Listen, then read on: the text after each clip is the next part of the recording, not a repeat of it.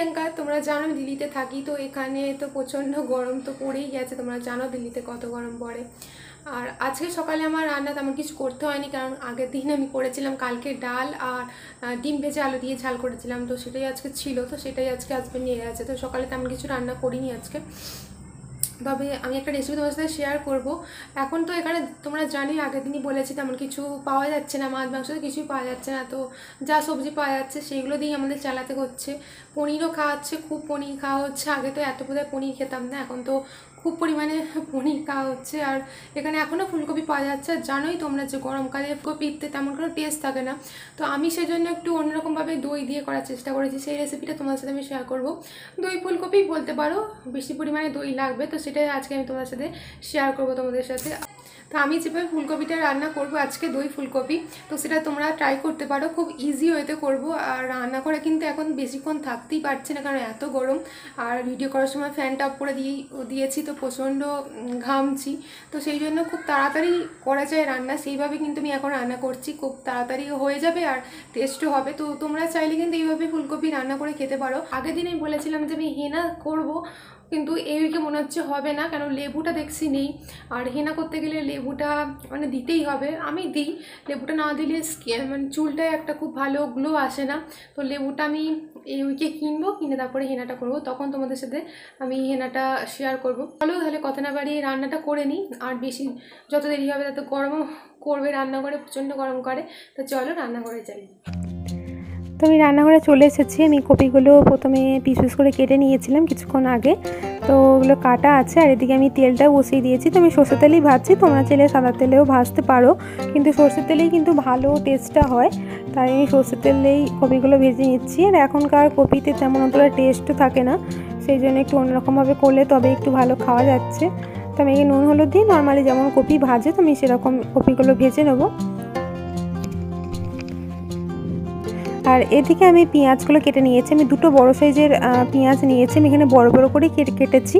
আর এখানে আদা নিয়েছি ছোটো ছোটো পিস পিস করে, রসুন নিয়েছি, আর নিয়েছি আমি কাজু বাদাম। 5 থেকে 10 মিনিট আমি কাজু বাদামগুলো ভিজে রেখেছি, কারণ আমি বড় বড় করে কেটেছি, কারণ আমি এগুলো ফার্স্টে ভেজে নেবো, ভেজে নিয়ে তারপরে আমি পেস্ট করব, সেই জন্য আমি বড় বড় করে কেটেছি। পেস্ট যেহেতু করবো সেহেতু ছোটো ছোটো করে কাটার কোনো দরকার নেই। আমার কপিগুলো এদিকে ভাজাও কমপ্লিট হয়ে গেছে।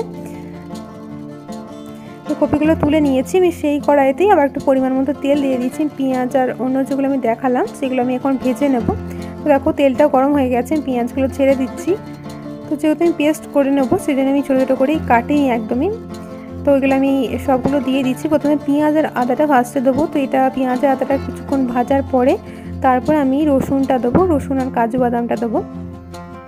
আর উপরে আমি নুন দিয়ে দিলাম। নুন দিয়ে আমি পেঁয়াজগুলো প্রথমে ভেজে নিচ্ছি, খানিকটা ভেজে নেওয়ার পর আমি রসুন আর কাজু বাদামটা অ্যাড করলাম। আর প্রথমে রসুনটা দিয়ে দিলে রসুনটা পুড়ে যাবে তাড়াতাড়ি, আর রসুনটা পুড়ে গেলে তেঁতো হয়ে যাবে। তো এদিকে আমার পেঁয়াজগুলো ভাজা হচ্ছে, আর এদিকে আমি আলু অ্যাড করবো। তাই আলুগুলো আমি কেটে ধুয়ে নিয়েছি। তোমরা চাইলে না আলু দিতে পারো। আমি দইটা এখানে অনেকটাই নিয়েছি, মোটামুটি 1 থেকে 150 গ্রাম মতো দই নিয়েছি। নিয়ে খুব ভালোভাবে ফেটিয়ে নিয়েছি, একদম মিহি করে ফেটিয়ে নিয়েছি, নাহলে রান্না করার সময় ফেটে যাবে। তো এদিকে দেখো আমার পেঁয়াজটা মোটামুটি সবগুলো দিয়ে ভাজা মোটামুটি হয়েই গেছে। তো আমি এখন গ্যাসটা বন্ধ করে দিয়ে পেঁয়াজটা এখন আমি ঠান্ডা করার জন্য দিয়ে দেবো। ঠান্ডা হয়ে গেলে পেস্ট করে নেব। আর এদিকে আমি সেম কড়াইতে আবার তেল দিয়ে দিয়েছি। তেল দিয়ে আমি আলুগুলো একটু ফ্রাই করে নিচ্ছি। তো তোমরা যদি চাও আলু নাও দিতে পারো, আমি আলু দিলাম, যেহেতু কপি একটু কম কমই লাগছে, তো সেই জন্য আমি আলু অ্যাড করে দিয়েছি। তো আলুতে আমি নুন আর হলুদ দিয়ে নর্মালি যেমন আলু ভেজে নেয়, তো সেরকমভাবে আমি আলুগুলো ফার্স্টে ভেজে নেব। তো আলুগুলো ভাজা হয়ে গেছে। তো দেখতেই পাচ্ছ আলু আর কপি আমার ভেজে রেডি হয়ে গেছে।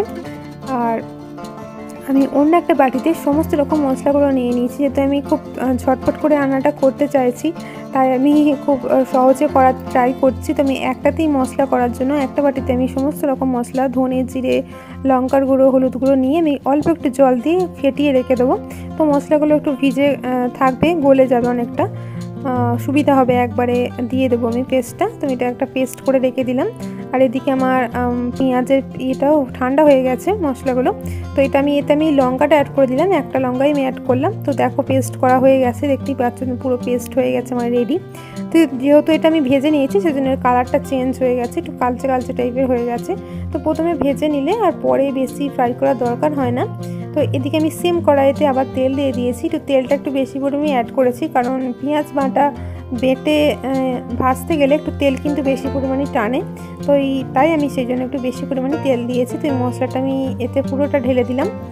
তো ঢেলে দিয়ে আমি 2-3 মিনিটের জন্য ভালো করে আর একটু কষিয়ে নেবো, কিন্তু বেশি আর ভাজার দরকার নেই, কারণ যেহেতু আমি প্রথমে পেঁয়াজ, আদা, রসুন সব কিছু আমি ভেজে নিয়েছি, আর এতে কাজু বাদামটাও আছে, সেহেতু আমি অল্পই ভাজবো।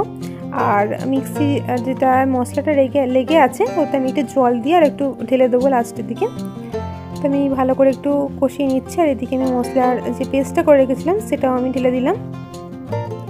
তো মশলার পেস্টটা দিয়ে মোটামুটি 2 থেকে 3 মিনিটের জন্য ভালো করে কষিয়ে নেবো। মশলাটা যেহেতু ভেজানো ছিল তো আরও বেশি কষানোর দরকার নেই, খুব ভালো করে আমি কষিয়ে নিচ্ছি। তো এইভাবে করলে খুব তাড়াতাড়ি কিন্তু হয়ে যায়, বেশি টাইম অতটা লাগে না। আর আমি ওই মিক্সিং বোলের যেটা মশলা লেগেছিলো সেটা আমি ধুয়ে দিয়ে দিলাম জলটা। মোটামুটি 2 থেকে 3 মিনিটের জন্য আমি ভালো করে কষিয়ে নেবো। দেখো তেল অনেকটাই ভেসে উঠেছে উপরে। তো তেল উপরে ভেসে উঠলে জানতে হবে যে আমাদের মশলাটা কষানো হয়ে গেছে। তো এটা প্রায় অনেকটাই কষানো হয়ে গেছে। তো আমি এটা এখন গ্যাসটা অফ করে দিলাম, যেহেতু আমি দই অ্যাড করবো একটু ঠান্ডা হওয়ার জন্য। তো ঠান্ডা আমার হয়ে গেছে মশলাটা, আমি এখন দইটা অ্যাড করে দিলাম। গরমে দিলে দইটা কিন্তু ফেটে যায়, আমি অনেকবার দেখেছি। তাই আমি যখনই দই দিই গ্যাসটা একটু অফ করে দিয়ে 2-3 মিনিট বাদে আমি দইটা দিই। তো দইটা দিয়ে আমি খুব ভালোভাবে মিশিয়ে নিচ্ছি। এখনও কিন্তু আমি গ্যাসটা জ্বালবো না, খুব ভালোভাবে আগে মিশিয়ে নেবো, তারপর আমি গ্যাসটা জ্বালবো। তো গ্যাসটা জ্বালার পর আমি বেশি ফোটাবো না, অল্প কিছুক্ষণের জন্যই আমি ফোটাবো দই দেওয়ার পর। দেখো খুব ভালোভাবে আমি মশলার সাথে দইটা মাখিয়ে নিয়েছি, আর গ্যাসটা এখন জ্বেলে দিয়েছি। তো এখন আমি 2-3 মিনিটের জন্য খুব ভালোভাবে একটু কষিয়ে নেবো, দইয়ের সাথে মশলাগুলো যাতে খুব ভালোভাবে মিশে যায়। তো এরপর আমি এতে গোলমরিচ পাউডার দিয়ে দিচ্ছি। তো গোলমরিচ পাউডার দিলে কিন্তু ভালো টেস্ট আছে দইয়ের রান্নায়, যে কোনো দইয়ের রেসিপিতে আমি গোলমরিচ দিই। তো গোলমরিচ দিলে খুব সুন্দর একটা ভালো লাগে খেতে। তো গোলমরিচটা দিয়েও আমি খুব ভালোভাবে কিছুক্ষণের জন্য কষিয়ে নেবো।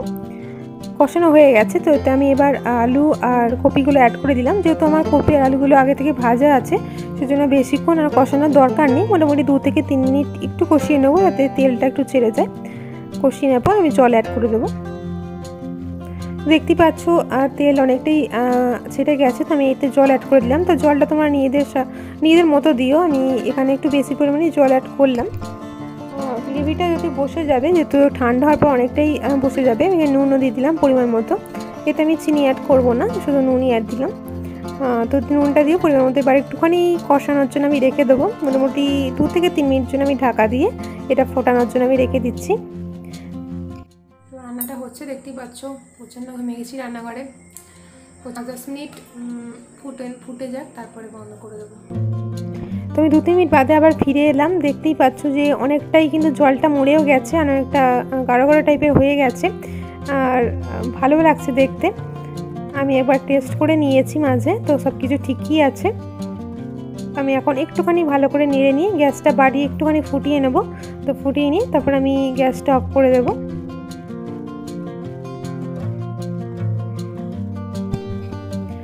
তো প্রায় হয়েই গেছে, তো আমি গ্যাসটা অফ করে দিলাম। তো দেখতেই পেলে যে কত তাড়াতাড়ি হয়ে গেল। তো এইভাবে তোমরা যদি ট্রাই করো কিন্তু খুব তাড়াতাড়ি হয়ে যায় এবং খেতে কিন্তু খুব ভালো হয়।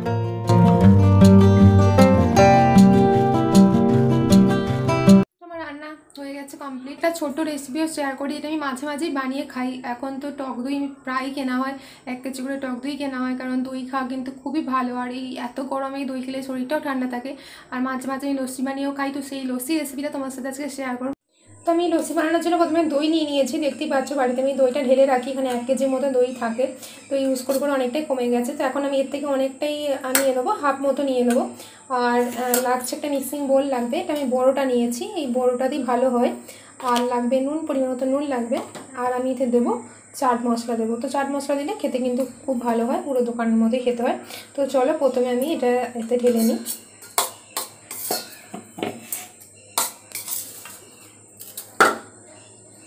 ফ্রিজে ছিল সেজন্য ঠান্ডাও আছে, কিন্তু ভালো হবে। তো আমি ঢেলে নিচ্ছি। তো আমি এখানে দেখো হাফ মতো দই নিয়ে নিয়েছি। তো এতে আমি জল দেবো। তো এতে আমি জল অ্যাড করব, অল্প পরিমাণে জল অ্যাড করব, খুব বেশি দেবো না। তোমরা যদি খুব পাতলা চাও তো একটু বেশি পরিমাণ দিতে পারো। তো আমি অল্প পরিমাণে জল দিলাম, একটু গাঢ় গাঢ় টাইপেরই হবে। তো এতে আমি এখনই নুনটা দিয়ে দিচ্ছি, পরিমাণ মতো নুন দিয়ে দিলাম। আর চাট মশলাটা তোমরা চাইলে এতেও দিতে পারো, পরেও দিতে পারো। তো আমি পরেই অ্যাড করব চাট মশলাটা। তো এটা আমি এখন পেস্ট করে নেব খুব ভালো করে। খুব ভালো করে করতে হবে, তাহলে একদম মিহি হয়ে যাবে। তো আমি এতে একবার কিছুক্ষণ করে নিয়েছি, এবার চিনিটা অ্যাড করা হয়নি। তো আমি চিনিটা অ্যাড করে আর একবার গুলিয়ে নেবো। তোমরা চাইলে নুন আর চিনি একবারে দিয়ে করবে, আমি চিনিটা দিতেই ভুলে গেছি। চিনিটা অ্যাড করে দিলাম। তো চিনিটা দিয়ে এবার আমি মোটামুটি 2-3 মিনিটের জন্য করে নেবো ভালো করে। দেখো চিনিটা অ্যাড করে তারপরে আমি 2-3 মিনিট ধরে করে নিয়েছি। তো যত বেশিক্ষণ ধরে করা যাবে তত ফেনা ফেনা মতো হবে, তো সেটা বেশ ভালো লাগে খেতে। তো আমি এটা ঢেলে নেবো এখন।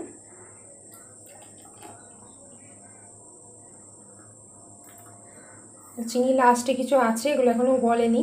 আমি বেশি পরিমাণে দিয়েছিলাম, এতটা চিনি না করলে কোনো অসুবিধা নেই, পরে অ্যাড করাও যাবে। তোমরা চাইলে পরে অ্যাড করে দিও। আসলে ভুলেই গেছিলাম চিনি দিতে, আমি কেন পরেও অ্যাড করি মাঝে মাঝে, সেই জন্য। এতে দিলে তাড়াতাড়ি ভালো করে গলেও যায় চিনিগুলো। তো এতে আমি এবার চাট মশলাটা অ্যাড করে দেবো। তো আমি এতে এবার পরিমাণ মতো চাট মশলা দিয়ে দিচ্ছি। আমি একটু বেশি পরিমাণে চাট মশলা দেবো, ভালো লাগে খেতে।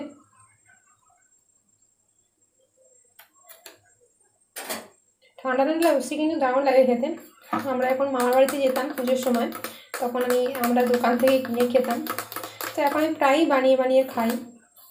আর দেখতেই পাচ্ছ ওপরটা কেমন ফেনা মতো হয়ে আছে। তো এই ফেনাটা কিন্তু মেশিনে মানে দোকানে যেমন করে সেখানেও কিন্তু এরকম ফেনা মতো হয়। তো এই ফেনাটা যতক্ষণ তোমরা মিক্সিতে বেশি পরিমাণে করবে তাহলে ফেনাটাও কিন্তু বেশি হবে। খুব ভালোভাবে মিক্স করে নিচ্ছি। দেখতেই পাচ্ছ কত ফেনা হয়েছে। তো এই ফেনাটা কিন্তু দারুণ লাগে খেতে। এটা একটু পাতলা হয়েছে, তোমরা চাইলে জলটা কম অ্যাড দিলে আরও গাঢ় করেও করতে পারো। আমি একটু টেস্ট করে দেখে নেবো যে নুন টুন সব চিনি টিনি সব ঠিক আছে কিনা। সব কিছু ঠিক আছে, একদমই ঠিক আছে। চিনিটা লাস্টে যেটা গলেনি, ভালোই হয়েছে গলেনি, এটা গললে আরও বেশি মিষ্টি হয়ে যেত। চলো আমার লস্যি পুরো রেডি হয়ে গেছে। দেখতেই পাচ্ছ আমার লস্যি পুরো রেডি, পুরো ঠান্ডা আছে, যেহেতু ফ্রিজে ছিল দইটা পুরো ঠান্ডা আছে বলে আরও বেশি ভালো লাগছে খেতে। তো তোমরাও কিন্তু এইভাবে বাইরে বানিয়ে কিন্তু ট্রাই করো। তো আজকে আমি এখানে ব্লগটা এন্ড করে দিচ্ছি। যদি ভালো লাগে তো প্লিজ লাইক এবং সাবস্ক্রাইব করতে ভুলো না। আবার ফিরে আসবো নতুন কোনো ব্লগ নিয়ে, ততক্ষণের জন্য টাটা।